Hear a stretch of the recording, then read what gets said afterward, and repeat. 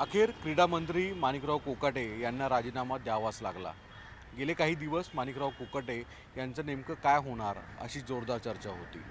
पण कोकाटे यांना पहिल्यांदा कॅबिनेट त्यांची खाती जी आहेत ती काढली गेली आणि त्यानंतर अवघ्या 24 तासाच्या आतच कॅबिनेट मंत्रिपदावरनं पायउतार व्हावं लागलं। मुळात कॅबिनेट मंत्रिपदावरनं माणिकराव कोकाटे यांना का जावं लागलं, त्यामागची नेमकी राजकीय घडामोडी कशा घडल्या, अजित पवार एवढे कोकाटेंना वाचू का पाहत होते आणि राज्याचे मुख्यमंत्री देवेंद्र फडणवीसांचं नेमका यामागचा रोल काय होता, या संदर्भात इनसाईड माहिती मी तुम्हाला देणार आहे। नमस्कार, मी सागर कुलकर्णी, NDTV डिजिटल प्लॅटफॉर्मवर आपलं स्वागत आहे। सध्या सगळ्यात जास्त महत्त्वाची चर्चा आहे ती म्हणजे क्रीडा मंत्री माणिकराव कोकाटे यांचा राजीनामा। वास्तविकतेत जवळपास 5 टर्म आमदार असलेले माणिकराव कोकाटे हे कायम चर्चेत राहिले होते, ते त्यांच्या वेगवेगळ्या वादग्रस्त विधानाने आणि कृतींनी। कोकाटे यांना अनेक वर्षानंतरनं मंत्रिपद मिळालं होतं आणि मंत्रिपद मिळाल्यानंतरच कोकाटे हे वारंवार वादग्रस्त विधानं करत राहिले। मुळात ज्यावेळेस शपथ घेतली कॅबिनेट मंत्रिपदाची त्यानंतर अवघ्या काही दिवसातच आमच्या हातात काही नाही, सर्व मुख्यमंत्रीच ठरवतात असं जगजाहीर वक्तव्य करून मुख्यमंत्र्यांचा रोष उडवून घेण्याचं काम कोकाट्यांनी केलं। कालांतराने वीज कर्जमाफी वारंवार शेतकऱ्यांना द्यावी लागते, त्यातनं काय मिळतं, कर्जमाफी नुसते काही लोक मोजके शेतकरी घेतात अशा स्वरूपाचं आशयाचं विधान देखील कोकाट्यांनी केलं आणि शेतकऱ्यांचा रोष उडवून घेतला। याबाबत वारंवार विधानं केल्यानंतरनं कोकाटेंना ताकद देणं आणि समज देण्याचं काम देखील अजित पवारांनी केलं। एका बाजूला कोकाटे यांच्यावर जी वादग्रस्त विधानं होत होती त्यानंतरनं असं म्हटलं जात होतं की अजित पवार कोकाटेंच्या बाबतीत काही महत्त्वाचा सिरियस असं काही डिसिजन घेतील, पण अजित पवारांनी कायमच कोकाटेंना वाचवण्याचा प्रयत्न केला गेला। उदाहरण जर द्यायचं तर विधिमंडळामध्ये विधान परिषदेमध्ये प्रश्नोत्तराचा तास सुरू असताना कोकाटे हे रम्मी खेळत होते। अर्थात विरोधकांनी ज्यावेळेस या संदर्भातला मुद्दा बाहेर काढला आणि प्रचंड जोरदार टीका कोकाटेंवर सुरू झाली त्यावेळेस देखील कोकाटेंचा राजीनामा घेतला गेला नाही। अजित पवारांनी कोकाटेंना सर्वस्वी वाचवण्याचा वारंवार प्रयत्न केला गेला। यामागे मग नाशिकचं अंतर्गतलं राजकारण होतं का, छगन भुजबळ हे त्यावेळेस मंत्रिपदावर नव्हते, मग भुजबळांना फाईट म्हणून कोकाटे वारंवार जे विधानं करत होते म्हणूनच अजित पवार त्यांना ताकद देत होते का, असे वेगवेगळे राजकीय चर्चा कायमच रंगलेल्या असतात। मात्र कोकाटेंना मनापासून साथ देण्याचा प्रयत्न अजित पवारांनी केला। अखेर कोकाटेंचा राजीनामा घेण्याची वेळच अजित पवारांना आली, ती स्वतः ट्विट करत। घडलं काय नेमकं 48 तासामध्ये हे मी आपणास सांगणार आहे। पहिल्यांदा माणिकराव कोकाटे हे ज्यावेळेस त्यांच्या नाशिकच्या कोर्टाने त्यांची जी शिक्षा आहे म्हणजे त्यांनी जे कृत्य केलेलं आहे त्याबाबत त्यांची जी शिक्षा आहे ती कायम ठेवली आणि त्यानंतरनं मग कोकाटे यांना हायकोर्टात येण्यासाठी धडपड सुरू झाली। कोकाटेंची शिक्षा अर्थात झाल्यानंतरनं त्यांच्याविषयी अटक वॉरंट काढण्यात आलं। अटक वॉरंट काढलेला त्याला स्टे मिळवण्यासाठी हायकोर्टामध्ये कोकाटे आले। अर्थात या घडामोडी सुरू असतानाच कोकाटेंच्या संदर्भामध्ये मुख्यमंत्री देवेंद्र फडणवीस यांची अजित पवार यांनी भेट घेतली। यापूर्वी अजित पवारांनी कोकाटेंकडनं ह्या संपूर्ण प्रकरणाची माहिती घेतली आणि कोकाटेंनी नाशिक न्यायालयामध्ये नेमकं आपल्या बाजूनी कशा स्वरूपामध्ये भूमिका घेतलेली आहे आणि आपल्याला हायकोर्टातून स्टे या संपूर्ण प्रकरणाला कसा मिळू शकतो आणि दिलासा मिळू शकतो हे सांगण्याचा प्रयत्न केला। त्याच आधारावर अजित पवारांनी सकाळी 11 सव्वा 11 वाजता काल कॅबिनेट होती, कॅबिनेट बैठकीच्या आधी वर्षावर गेले। मुख्यमंत्र्यांबरोबर त्यांनी एका दालनामध्ये दोघंच होते आणि अजित पवारांनी तिथे कन्व्हिन्स करण्याचा प्रयत्न केला की कोकाटे यांना हायकोर्टातून दिलासा मिळेल। वास्तविकतेत मुख्यमंत्र्यांची भूमिका होती की जर अटक वॉरंट एखाद्या कॅबिनेट मंत्र्याला सहकार्याला आपल्या निघालेलं आहे तर त्यांनी स्वतःहून पदावरनं पायउतार व्हावं आणि त्यानंतरनं ज्यावेळेस कोर्ट त्यांना दिलासा देईल त्यानंतर परत एकदा त्यांना घेता येईल। मात्र अजित पवार त्या गोष्टीला तयार नव्हते आणि मग मुख्यमंत्र्यांनी आपण या संदर्भात आपले इतर मित्रपक्षांबरोबर सुद्धा चर्चा करू असं म्हटलं गेलं। कॅबिनेट बैठक मंत्रालयामध्ये झाली 7व्या मजल्यावर। 7व्या मजल्याच्या कॅबिनेट जवळपास 1-1.5 तासाच्या बैठकीनंतरनं एका चेंबरमध्ये मुख्यमंत्री देवेंद्र फडणवीस, उपमुख्यमंत्री एकनाथ शिंदे तसंच उपमुख्यमंत्री अजित पवार हे तिघं बैठकीला चर्चा केली। याच्यामध्ये काही राजकीय इतरही विषय होते, काही प्रशासकीय विषयही होते, ते फार चर्चा करण्यात अर्थ नाही आहेत। पण त्यापेक्षाही कोकाटेंच्या संदर्भातसुद्धा या दोन्ही मित्रपक्षांनी म्हणजे भाजपाचे देवेंद्र फडणवीसांनी आणि शिवसेनेच्या वतीने एकनाथ शिंदेंनीसुद्धा अजित पवारांना सल्ला दिला की माणिकराव कोकाटेंचा राजीनामा घेणं हे योग्य आहे। अर्थात अजित पवारांना कुठेतरी मनात वाटत होतं की कोकाटेंचा राजीनामा दिल्याने नाशिकमधली काही राजकीय गणितं आहेत ती बदलली, त्याचा फटका बसला पक्षाला, तर मग काय होणार? कारण की कोकाटे हे मराठा समुदायातून येतात. कोकाटे हे गेले काही कालावधीमध्ये त्यांना जी खाती दिली त्यामध्येही चांगले काम करत होते, याविषयी दुमत नव्हतं.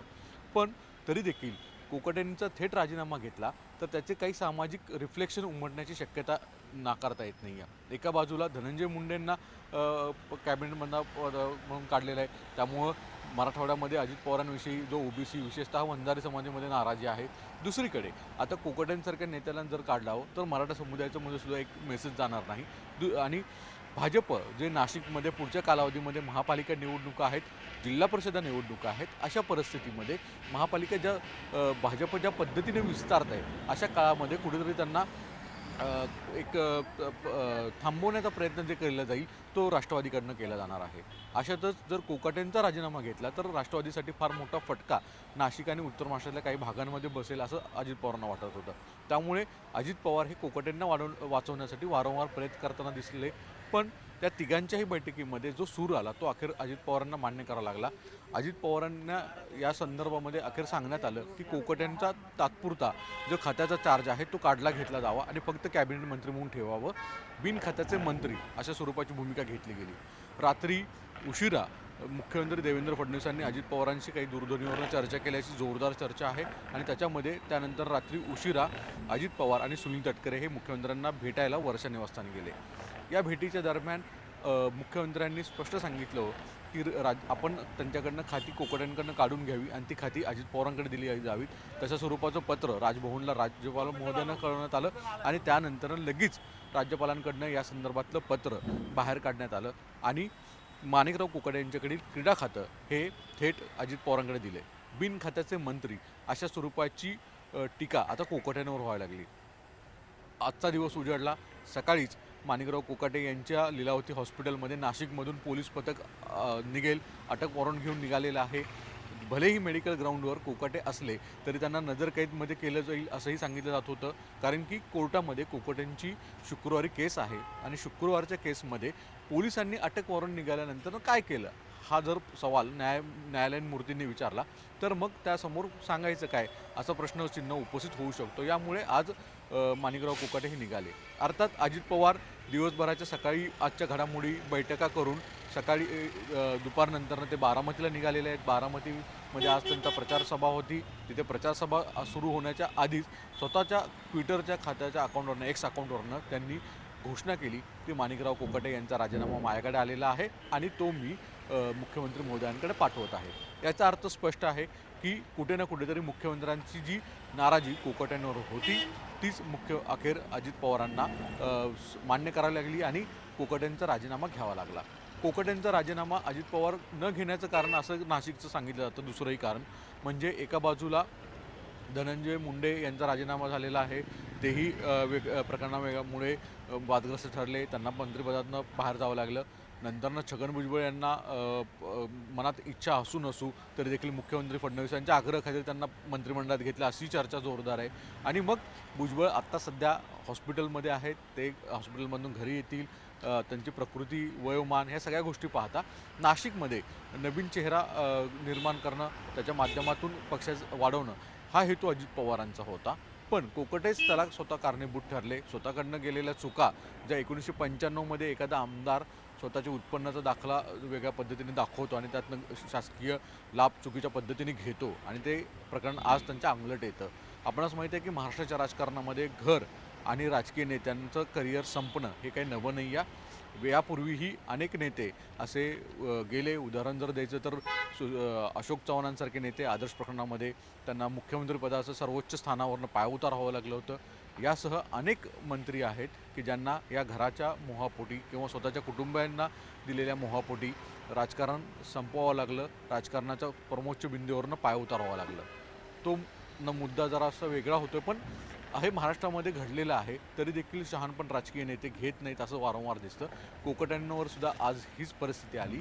आज नाशिकचं पोलीस पथक त्यांच्याकडे जात आहे, ते चौकशी करतील, नजरकैद करतील. कोर्टात त्यांना कदाचित कोकाट्यांना दिलासा मिळेल न मिळेल हे जरी असलं तरी कोकाट्यांना राजीनामा देण्याची वेळ आली.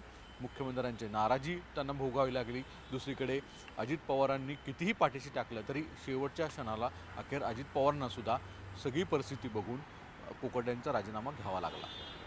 आता नाशिकचं राजकारण पुढे काय होणार आहे? मग कोकाटेंच्या निमित्तानं रिक्त झालेल्या जागेवर नवीन चेहरा अजित पवार देऊ पाहतायत का? मराठवाड्यामधून धनंजय मुंडे यांचं नाव जे सध्या लगेच सुरू झालेलं आहे त्यालाही तितकाच मोठ्या प्रमाणामध्ये विरोध सुरू झालेला आहे. तो विरोध स्वीकारून अजित पवार परत एकदा धनंजय मुंडेंच्या गळ्यात माळ मंत्रिपदाची टाकतायत का, की नवीन चेहरा कुणाला संधी देत आहेत हे देखील पाहणं गरजेचं असणार आहे. पण अजित पवारांच्या पार्टी कायम वादग्रस्त मुद्दे, वादग्रस्त चेहरे आणि वादग्रस्त नेते यामुळे चर्चेत असते. त्यातच माणिकराव कोकाटे हे एक अंक होता जे आज त्यांच्या राजीनाम्याने पूर्ण झाल्याचं दिसून येतो. तुर्तास इतकंच. धन्यवाद.